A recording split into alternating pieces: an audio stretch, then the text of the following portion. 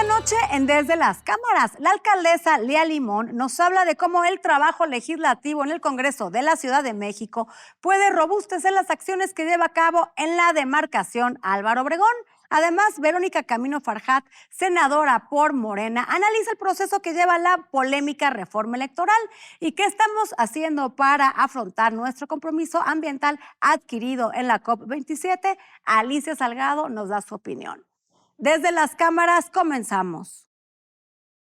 A menos de un mes que concluya el periodo ordinario de sesiones en el Congreso de la Unión, las fuerzas políticas centran el debate sobre la conformación de una propuesta de reforma en materia electoral que pueda transitar en las siguientes semanas.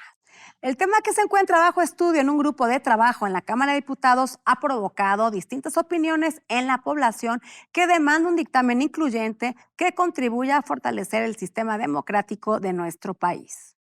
Si bien la última palabra la tendrán quienes hoy ostentan una posición en el terreno legislativo, una buena parte de la sociedad mexicana observa con atención la construcción de los acuerdos y consensos que permitan delinear ya sea una propuesta constitucional o simplemente una reforma a leyes secundarias en esta materia. Como ya lo hemos manifestado desde esta tribuna, confiemos que los trabajos para diseñar esta propuesta electoral no generen una parálisis legislativa que impida avanzar en la discusión y aprobación de otros importantes temas que se encuentran pendientes en ambas cámaras. Vamos a ver qué sucedió esta semana en el debate legislativo. En el Senado de la República se aprobaron diversas reformas para fomentar la inclusión y la igualdad sustantiva de las personas con discapacidad. La senadora Claudia Anaya reflexionó sobre la importancia de acompañar estas reformas con presupuesto. Es bien importante que no nos quedemos únicamente en el discurso, que luchemos porque existan recursos para que lleguemos a una efectiva implementación de la ley. Asimismo, en la Cámara Alta tuvo lugar el foro Mitos y realidades del vapeo. ¿Hacia dónde debe ir México? Con la introducción de los llamados cigarros electrónicos, que muchas veces tienen sabores agradables, cada vez más jóvenes se enganchan a esta sustancia desde edades muy tempranas. De acuerdo con el Instituto Nacional de Salud Pública, en 2021, el 10% de los adolescentes había consumido algún cigarro electrónico. Senadoras y senadores se pronunciaron por regular en lugar de prohibir la venta y consumo de cigarros electrónicos o vapeadores para desaparecer el mercado negro de estos dispositivos. En nuestro país, de acuerdo con la última encuesta nacional de consumo de drogas, alcohol y tabaco, hay cerca de 15 millones de fumadores entre 12 y 65 años. Por lo tanto, debemos preguntarnos lo siguiente: ¿qué nos conviene más como sociedad?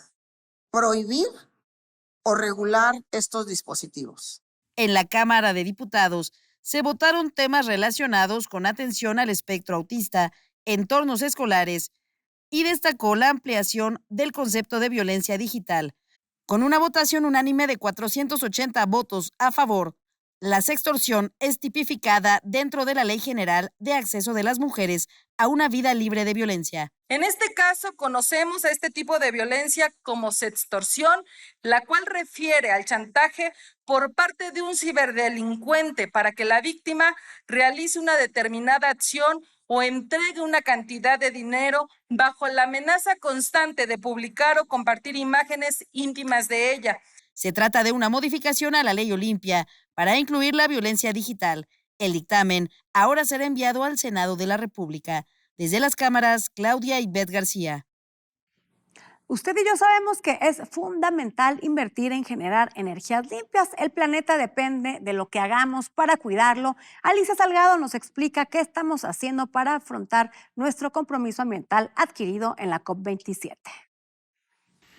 Muchísimas gracias, Adriana. Hoy vamos a platicar de los acuerdos en materia de cambio climático que el Gobierno de México comprometió ante la conferencia de partes que se está llevando a cabo en el Shaikh Egipto. Fíjate que es interesante porque inicialmente el presidente de la República había dado a conocer que se incrementaban de menos 22 a menos 35 la reducción de, o sea, menos 35 millones de toneladas de CO2 equivalente emitidas a la atmósfera. El compromiso de México es una cantidad impresionante. En realidad, nuestro país aporta cerca del 2% de la contaminación mundial a la atmósfera, pero el aportar un 2% equivale a que, imagínate, por cada litro de gasolina que consumimos los mexicanos aquí en nuestro auto, emitimos 2.3 kilogramos de CO2 a la atmósfera. De ese tamaño es nuestra huella individual. Ahora imagínate como sociedad, con la emisión de basura, con la quema de gas, con el consumo de energéticos, cada vez que tenemos conectado o enchufado el celular durante más de 8 horas, justamente jalando energía eléctrica. Todo esto es un esfuerzo que nacionalmente debemos realizar, pero que el gobierno tiene que comprometer mundialmente. La temperatura de la atmósfera ha crecido de manera impresionante. El cierre de este año, el pico más alto fue de 1.27 grados centígrados. O sea, la realidad es que estamos camino al infierno, como decía el secretario de Naciones Unidas. Y esto se ha incorporado plenamente en el presupuesto de egresos de la Federación del próximo año. Justamente la Comisión de Presupuesto que preside el diputado Erasmo Flores ha dicho cubrió perfectamente todos los elementos que forman parte de los compromisos de México en materia de cambio climático y están asignados cerca de 60,000 millones de pesos anuales. El gobierno de México va a obtener financiamiento completo, le llaman concesionados de bajo costo, para que con el sector privado también haya un esfuerzo conjunto de sociedad, sector privado y también sector público en los 3 niveles de gobierno para incorporar y actuar sobre estas metas, estableciendo un sistema de certificación y también un sistema de monitoreo de impactos en materia de fenómenos naturales en nuestro país. Esto es muy interesante, iremos avanzando porque las comisiones de recursos hidráulicos, también de medio ambiente de ambas cámaras irán trabajando sobre estos acuerdos. Adriana, este es mi comentario. Yo pongo el tema bajo la lupa desde las cámaras. Y ahora vamos a la entrevista que realizó nuestro compañero Víctor Sánchez Baños a la senadora de Morena, Verónica Camino Farjat, quien expone el proceso que lleva la polémica reforma electoral. Los procesos electorales conllevan siempre un enfrentamiento entre las fuerzas políticas e incluso entre la sociedad. Por eso es importante conocer cuál es el sentido de las leyes que propone el presidente de la República en cuanto a la reforma electoral y sobre todo qué podemos rescatar de ello y que también estén los otros sectores de la sociedad de acuerdo. De esto vamos a platicar con la senadora Verónica Camilo Farjat, miembro de la mesa directiva de la Cámara de Senadores. En ningún congreso, en ningún parlamento del mundo se hace tanto, vamos a decirlo de esta manera, se hace tanta bulla, se hace tanto ruido como cuando vas a tocar una reforma electoral. Pueden haber reformas de cualquier tipo, incluso hasta la de la Guardia Nacional. Pero ahora con la reforma electoral, imagínense, hasta hubo una marcha donde salieron muchísimas personas que creo que no tenían el conocimiento completo y concreto de lo que es la reforma y las consignas que dieron fueron completamente equivocadas o erróneas, incluso llegando a afirmar que el presidente de la República se va a reelegir, cuando eso no está en nuestros objetivos y no está dentro de la reforma. Desde mi parecer, creo que nos hace falta trabajar más en que toda la ciudadanía conozca el documento sobre el cual vamos a discutir primero en la Cámara de Diputados y posteriormente discutiremos aquí en la Cámara de Senadores. Eso es lo que hace falta. Todo el mundo, todas las personas que gusten ver esta reforma la pueden encontrar en la Gaceta ahorita de la Cámara de Diputados. Todo se publica, todo está claro para que puedan leerla. Y cuando nos sentamos a debatirla o a conversarla, que a mí me gustaría más que todo fuera conversacional más que debate, pues tengamos los mismos conceptos y hablemos sobre las mismas reformas, sobre los mismos conceptos, sobre los mismos artículos, sobre las mismas formas. Por ejemplo, que hablemos cuáles son los retos de disminuir los diputados plurinominales, cuáles son los retos de disminuirle el dinero que se utiliza para los partidos. Por ejemplo, a título personal, pues bueno, claro que vamos a tener esa conversación de nuestro grupo, dentro de nuestro grupo parlamentario, sobre todo si hablamos del tema de mujeres. Hay un presupuesto específico para atender el tema de mujeres. Entonces, hasta eso va a desaparecer. O sea, son cosas que tenemos que todavía ir conversando al interior de nuestros grupos para posteriormente hacer un debate concreto. Como toda iniciativa, todo tiene caramelitos, así les llamo yo, que son los intercambios que entre partidos van a haber. En el caso de los 3 partidos, por ejemplo, PAN, PRI y Morena, hay una cosa en común, el voto electrónico. Si hablamos de otros temas de coincidencia, entre Morena y el PRI hay 8 puntos de coincidencia. Entonces, creo que nos queda mucho todavía por sacarle jugo a lo que realmente es esta reforma electoral, y la única forma de lograrlo es que la ciudadanía conozca el documento y también pues todas aquellas personas que nos inviten a ir, por ejemplo, a las cámaras empresariales a conversarles sobre esta iniciativa, también lo tengan claro para que nos puedan hacer las preguntas concretas. Y todavía entre nosotros tenemos que llegar a ese gran acuerdo, pero de que la iniciativa del presidente de la República, del Poder Ejecutivo, recoge el sentir de muchos y muchas de nosotros, sí. Tal vez vamos a discutir sobre el cómo vamos a terminar haciendo las cosas, pero es una tarea que las y los senadores, las y los diputados, sobre todo de Morena, tenemos la gran responsabilidad de salir a dar la cara, de estudiar y de poder hablar con la ciudadanía sin entrar a enfrentamientos, sin entrar a insultos y sin entrar, por supuesto, en falsas discusiones. Esa es la tarea que vamos a tener y yo a eso le apuesto ahora para hacer. Las elecciones de 2024 representan cambios fundamentales en el país, sobre todo qué es lo que va a ocurrir con la presidencia de la República, qué va a ocurrir con el Congreso de la Unión y con varias gobernaturas, así como congresos locales. O sea, es un pastel enorme el que está en disputa y por eso es importante que las reglas electorales sean claras, precisas, en donde no haya nadie que lleve ventaja y todo sea totalmente piso parejo para todos los competidores. De eso es la responsabilidad que tiene el Congreso de la Unión en tener ese piso parejo para todos los partidos, para todas las fuerzas políticas y que den confianza a la sociedad. Seguimos con la reforma electoral porque el debate ha tenido nuevas aristas y recién anunció el plan B el presidente Andrés Manuel López Obrador. Ya está aquí con nosotros Claudia Ivette García, que nos tiene el análisis. Hola Claudia Ivette, ¿cómo estás? Adriana, un gusto estar aquí. Muy buenas noches. Buenas noches. Nos encontramos en la antesala de la discusión de la reforma electoral. ¿Cuál es la ruta que se ha planteado? ¿Cuáles son las claves que debemos seguir? Recordemos que actualmente este tema se encuentra en la Cámara de Diputados. En abril de este año, el gobierno federal envió al Congreso de la Unión una propuesta de reforma electoral que plantea la modificación de 18 artículos constitucionales y 7 artículos transitorios. ¿Qué destaca esta propuesta?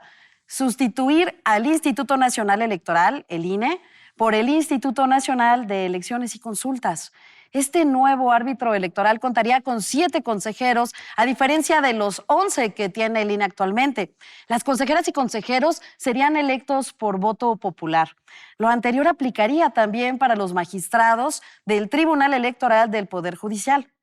Un punto altamente relevante es la desaparición de los 32 institutos electorales locales, es decir, los órganos públicos electorales locales, los OPLES.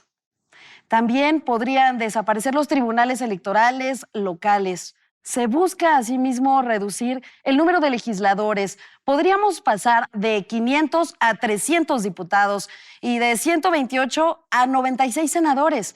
Desaparecería la figura de los legisladores electos por representación proporcional, es decir, los plurinominales. Un punto importante en la discusión será limitar el financiamiento a los partidos políticos y podría llegar la era tecnológica en nuestros procesos democráticos con el uso de las urnas electrónicas. Desde octubre pasado, en San Lázaro, se formó un grupo de trabajo integrado por diputados pertenecientes a todas las fuerzas políticas. Ya analizan las más de 100 iniciativas en materia de reforma electoral. En recientes declaraciones en conferencia de prensa, el presidente de la Junta de Coordinación Política de la Cámara de Diputados, Ignacio Mier, aseguró que si no se alcanza un acuerdo a más tardar el 23 de noviembre, es decir, la próxima semana, se dictaminará por mayoría en comisiones y se presentará en el Pleno. Mientras tanto, en el Senado de la República se espera la llegada de este tema. El presidente de la Junta de Coordinación Política, Ricardo Monreal, aseguró que la Cámara Alta dará un estudio minucioso, serio y una revisión puntual de la reforma electoral. Sin embargo, ya surgen otras propuestas. El diputado de Morena, Hamlet García Almaguer, reconoció que una reforma constitucional en materia electoral podría no tener el apoyo de la oposición, por lo que no se descarta votar las modificaciones a través de leyes secundarias. Adriana, ¿a quién desde las cámaras le daremos seguimiento puntual a este tema? Pues aquí les vamos a estar dando seguimiento con especial atención al futuro de la democracia de nuestro país. Gracias, Claudia Ibet. Adriana. Vamos a un corte comercial y no se vaya porque en nuestro regreso estaremos con la entrevista a la alcaldesa por Álvaro Obregón, Lía Limón, con quien platicaremos sobre sus logros en la demarcación. Tendría que haber, por ejemplo, un refugio en cada alcaldía, por lo menos, con recursos, manejado con recursos públicos. El regreso de las más de 500 estancias infantiles que había en la Ciudad de México. Créditos para mujeres, tarjeta aliada en toda la ciudad. En fin, ese tipo de políticas que me parecen importantísimas.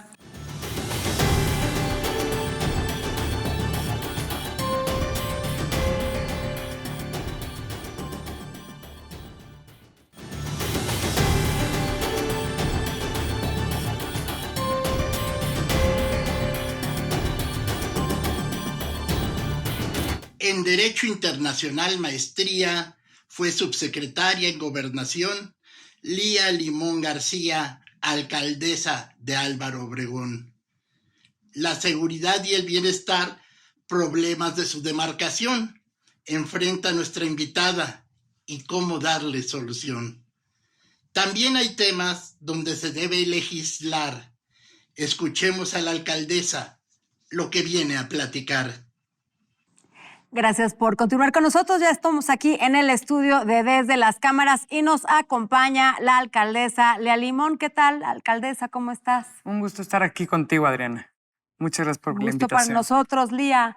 Pues grandes logros has tenido a lo largo de este año como alcaldesa. Has logrado, primer punto, blindar la delegación Álvaro Obregón para combatir la inseguridad. Platícanos cómo has logrado esto. Así es, mira, te cuento, sí, en efecto ha sido un año muy intenso de muchísimo trabajo y aunque en materia de seguridad todavía falta mucho, es decir, no podemos echar campanas al vuelo, pero sí hemos logrado una reducción de la incidencia de delitos de alto impacto en un 25%. Y hemos logrado reducir la percepción de inseguridad también en una cifra importante, más del 10%. Solo cuando estaba Laida, había una percepción de inseguridad, el 85% de la gente se percibía que había inseguridad. Hoy hemos logrado reducirlo, estamos como en el 65%. Entonces, la verdad es que sí es importante y eso lo hemos hecho con varias, ahora sí que de varias formas. Primero, sobre todo, hemos aumentado el presupuesto que destinamos a seguridad. ¿Para qué? En un 39%, para más. ¿Cómo aumentas este presupuesto? Yo de la misma bolsa que de la misma bolsa que yo tengo para gasto operativo, que es muy poco, pues le subí el monto que destino a seguridad porque entiendo que es una prioridad para las y los ciudadanos. Entonces, le hemos metido 39% más y con eso, ¿qué hemos hecho? Más policías, pasando de 408 a 540. Más patrullas, pasamos de 35 a 81 patrullas y 4 motopatrullas. Y triplicamos el número de cámaras pasando de 700 a 2.159. Y ahorita estamos colocando otras 488 en 29 colonias y 151 en los principales parques y deportivos. Y obviamente metiéndole más a capacitación de policías. Y por otro lado, también con la iniciativa privada hemos trabajado en reconocer a los policías que mejor desempeño tienen a fin de incentivarlos a seguir haciendo un buen trabajo, es decir, cuidar a quienes nos cuidan. Claro, la profesionalización de la policía que siempre se ha hablado, hay en la materia, hay ley, pero bueno, por primera vez pasa de la ley a los hechos. Y bueno, Lía, también vemos en materia de políticas sociales, tú siempre has sido una gran luchadora, activista, pro de la mujer. Has hecho tu programa Tarjeta Aliada de las estancias infantiles, que se les acotó, se les eliminó el presupuesto de la federación. Tú, desde que estabas en campaña, me acuerdo que dijiste que ibas a reabrir estas estancias infantiles y lo has logrado. También, bueno, el tema de la Casa Aliada, que se llama Vania, y tus puntos Violeta. Platícanos sobre este punto, cómo lo has logrado, cómo has pasado de la ley, porque es un brinco, es un puente, pasar de una ley a los hechos. Muchas veces las cosas se quedan solo en ley y no pasan a los hechos. Tú lo has logrado, Lía. Mira, primero destinándole recursos, porque yo sí soy una convencida de que amor que no se ve reflejado en el presupuesto no es amor. Claro. Y le hemos metido más de 92 millones a apoyos para mujeres. ¿Por qué? Porque yo sí estoy convencida de que ser aliada de las mujeres consiste en tener políticas públicas y programas que verdaderamente las apoyen en dos vertientes. Una es con apoyos que las empoderen. Yo sí estoy convencida que la reducción de la violencia pasa por el empoderamiento de la mujer. Es decir, una mujer que tiene independencia económica tiene cómo moverse y tiene a dónde irse. Una que no la tiene, pues es imposible. Y con eso hemos, reactivado las estancias infantiles, que no solo es una promesa de campaña, sino tú sabes que para mí es un sueño hecho realidad. Y ya abrimos 24 estancias infantiles con espacio para 1,234 niños y niñas. Tenemos ya inscritos 775, 9 con alguna discapacidad. Y pues esto para mí es importantísimo. La tarjeta aliada, por otro lado, mira, yo creo que la pandemia a quienes más duro les pegó es a las mamás solas, que se tuvieron que volver psicólogas, cuidadoras, educadoras, enfermeras, encargadas de la casa, maestras y encargadas de la casa, y además de salir a buscar el sustento, ¿no? Tú lo viviste con un hijo pequeño y es muy duro. Bueno, a esas que nadie les dio la mano y que la verdad sí la han pasado muy difícil, y a ellas les estamos dando un apoyo de 9,000 pesos anuales a 5,000 mujeres a las que sí les hace una diferencia entre poder usarlos para la alimentación de sus hijos, poder usarlos para apoyos básicos para sus hijos o para arrancar sus negocios que tuvieron que cerrar en la pandemia. O para lograr un emprendimiento, puede ser una base para que puedan lograr un emprendimiento. Así es, porque también las hemos estado capacitando. Y luego tenemos también otro programa que nos ha sido muy relevante, que ha sido, como tú mencionabas, ya son específicamente para atender a mujeres víctimas de violencia. Están los puntos Violeta, la línea aliada y Contacto Mujer. Contacto Mujer lo echamos a andar con Fundación Origen, porque antes también había una línea de atención telefónica que también desaparecieron. Y hemos tenido, pues fíjate, más de 1,700 mujeres atendidas en un año. Es decir, mujeres a las que se les da asistencia psicológica y asistencia legal. Entonces, es un programa que ha funcionado, y luego junto con Contacto Mujer, en el cual nuestros elementos de la policía, mujeres y hombres, han atendido a más de 5,800 mujeres que lo necesitan, las han atendido, las han acompañado, las han protegido, y de esas, pues a más de 500 incluso las hemos acompañado a hacer las denuncias al Ministerio Público. Y por otro lado, los puntos Violeta, que ya tenemos 138 puntos Violeta en la alcaldía, entre nuestros espacios públicos, entre 3 estancias infantiles que se han sumado, nuestros 16 mercados, 2 de puntos Violeta operan las 24 horas. Y también la iniciativa privada, cines, centros de entretenimiento, restaurantes y una papelería. Entonces, esta es una muy buena noticia. Son personas capacitadas con base en un protocolo que permite que si llega una mujer huyendo de violencia o de acoso, se le pueda atender conforme a este protocolo y se le pueda resguardar. Desde una mujer que va en la calle y es acosada hasta una mujer que viene huyendo de violencia feminicida. Y la verdad es que vamos muy bien con el tema de puntos Violeta, y junto con ese abrimos un refugio, la Casa Aliada Vania. Le pusimos Casa Aliada Vania porque hubo un feminicidio este año de Vania. En la alcaldía Álvaro Obregón. Así es, y hemos tenido 3, este es uno de ellos. Y es una manera de trabajar en medidas de no repetición, que las mujeres sepan que tienen a dónde ir y que sepan que tienen este apoyo. Somos la primera alcaldía en crear un refugio con recursos 100% propios que lo opera Fortaleza, que es una organización que tiene 28 años de experiencia en la operación de este tipo de espacios. ¿Qué le falta a esta ciudad? ¿Cuál es el futuro para esta ciudad? Mira, yo estoy convencida que en el 2024 vamos a ganar la ciudad y vamos a hacer un buen gobierno. ¿Qué es lo que estamos haciendo ahorita? Demostrando que sí hay de otra. Que ese es el lema de la oposición, si hay de otra, porque los capitalinos, los chilangos, ya nos acostumbramos a vivir con lo que hay, que no es una buena forma de otra, y lo vivir. estamos demostrando con resultados concretos en seguridad, en servicios públicos, con una agenda de género clara y contundente, trabajando en la reactivación económica y en rescate de espacios públicos que nos los entregaron hechos pedazos. ¿Cómo veo la ciudad? A ver, yo creo que es fundamental en la ciudad entrarle a varias cosas. Primero, al tema de infraestructura. El otro tema que me parece muy relevante es infraestructura hidráulica. Tenemos un problema del agua, de escasez de agua brutal. ¿Por qué? Porque hoy el Cuchamal está a sus mínimos niveles y el manto acuífero también. Mientras menos áreas verdes haya, menos captación de agua de lluvia hay a través del manto acuífero. Por supuesto, también fortalecer el tema de seguridad. Fortalecer el tema de seguridad en toda la ciudad es fundamental.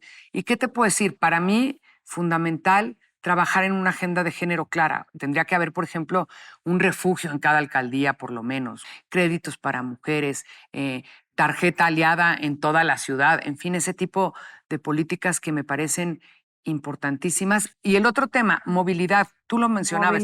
Movilidad. Aquí todos los días anunciamos algún tema de movilidad porque es un tema que, bueno, a todos los chilangos nos afecta y es un tema que no mejora. Gracias por estar con nosotros, Lía Limón. Muchas gracias por la invitación, un gusto estar aquí e insisto, estamos demostrando que sí hay de otra y estoy segura que con eso vamos a ganar la Ciudad de México. En el 21, si hubieran habido elecciones de jefe de gobierno, las hubiéramos ganado. Sí estoy confiada en que en unidad y en alianza vamos a ganar la Ciudad de México. Aquí le estaremos dando seguimiento a este triunfo. Gracias por estar con nosotros. Muchas gracias por la invitación. Gracias. Se nos acabó el tiempo, no dejen de vernos próximo jueves, 11:30 de la noche, en el único programa de la televisión que pone bajo la lupa el quehacer legislativo. Buenas noches.